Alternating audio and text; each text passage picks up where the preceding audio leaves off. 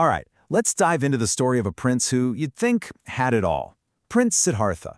But this isn't your typical fairy tale. It's really about this huge paradox, a life designed to block out every single bit of suffering. But in doing so, it actually built a whole different kind of prison. It's a fascinating one, so let's get right into it.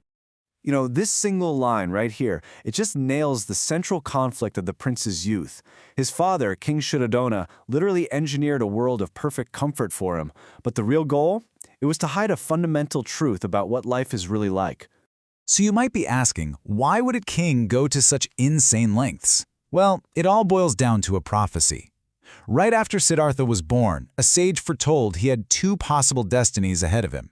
Path 1, he becomes a great king, a world conqueror. Path 2, he becomes a great spiritual teacher, a world awakener. Now for his dad, there was only one acceptable path.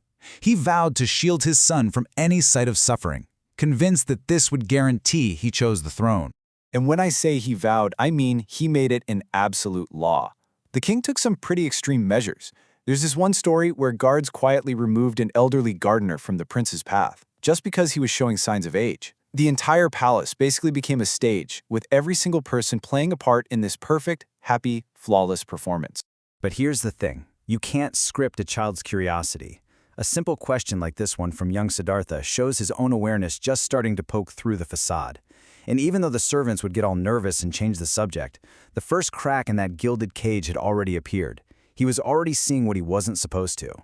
As Siddhartha got older, the king didn't back down, he actually doubled down. He realized he couldn't just hide sorrow. He had to completely drown it in pleasure, leaving absolutely no room for anything else to creep in. This led to an environment of total, non-stop comfort. And the scale of this whole project was just staggering. The king didn't build just one palace for his son, he built 3 of them.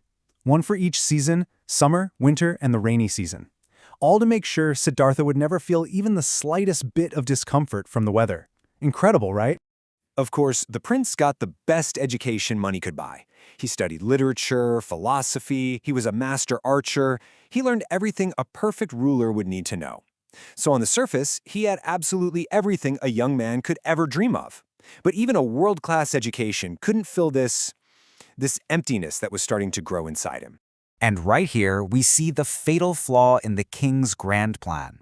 Even though he's surrounded by every pleasure imaginable, Siddhartha felt like something profound was missing. Even as a kid, he could feel this inner void that his perfect world just couldn't touch. This feeling all comes to a head during the annual plowing festival. It's a big celebration, everyone's having a great time, but the young prince, he goes and sits by himself under a tree. And it's there that he sees this tiny, quiet, but unbelievably powerful little scene play out. It all starts so simply. He's just watching an ox pull a plow through a field, and as the earth turns over, it exposes this little, vulnerable worm to the open air. Just a totally normal, everyday thing you'd see on a farm. And then, just like that, a bird swoops down out of nowhere and eats the worm. A simple, brutal act of nature. But for a boy who's been shielded from every harsh reality, this was a bombshell. And that stark realization just hit him like a ton of bricks. One life has to end for another to continue. For the very first time, he saw this interconnected and often brutal cycle of existence. This insight was so powerful that the young prince spontaneously fell into a deep state of meditation right there under the tree, leaving his father completely and utterly stunned. Well, you can imagine, this event absolutely terrified the king. He saw it as a massive sign that the prophecy was coming true, that his son was drifting towards that spiritual path he feared so much. So what does he do? He doesn't change course. No, he decides to double down on his original strategy, but even harder this time. The king's entire philosophy is wrapped up in this one quote. He truly believed that worldly pleasures and attachments were the strongest forces in the universe. He was convinced that if he could just bind his son with enough desire, he could control his destiny and keep him chained to the throne forever. But Siddhartha's mind was moving in the complete opposite direction. While his father was busy hiring more dancers and bringing in more luxuries, Siddhartha was starting to ask these really deep philosophical questions. He wasn't just enjoying the pleasures anymore. He was questioning their very nature, their permanence.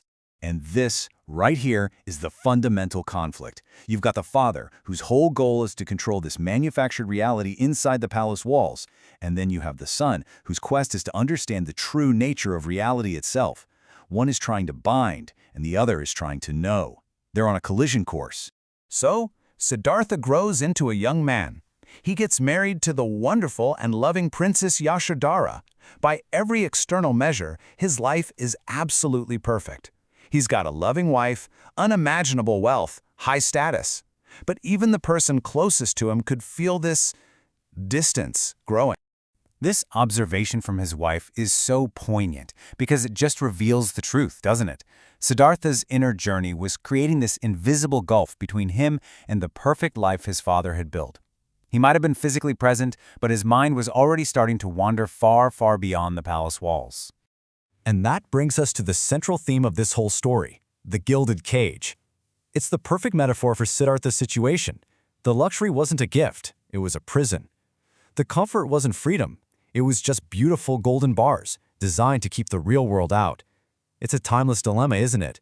The question of when protection becomes its own kind of prison. The story describes this climactic moment of realization. Siddhartha is standing alone on his balcony one night, looking out at this world he's never actually been a part of. And it's right there that the feeling finally crystallizes. He doesn't feel blessed. He feels trapped. Trapped by the very things that were supposed to make him happy. And so, this is where we'll leave it for now, with the one question that has the power to unravel his father's entire world. This isn't just a child's idle curiosity anymore. This is the driving force of a man on the verge of a journey that would literally change the course of history. What happens when the man who has everything finally decides it isn't nearly enough?